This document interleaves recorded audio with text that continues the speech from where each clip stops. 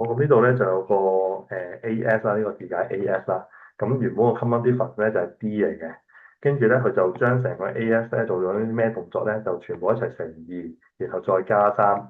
咁你加三咧唔會影響個 AS 嘅，因為你一齊加三，咁即係佢哋之間個 difference 冇變過啦。咁但係你乘二咧就會令到咧個 AS 咧個 common difference 就會點啊？就會都會 double 咗啦，係嘛？原本係 D，而家 common difference 就係二 D 啦。咁所以答案咧就係 D for dog。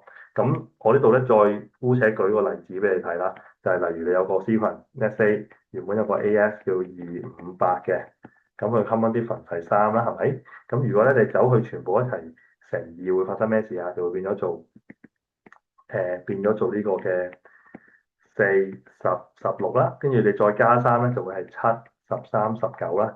咁而家呢個 C 群個 common difference 係幾多啊？咪就係六咯。係咪啊？就係原本個 common difference 嘅兩倍咯，你會見到從呢個例子見到就係二 D 啦，就係二 D 啦。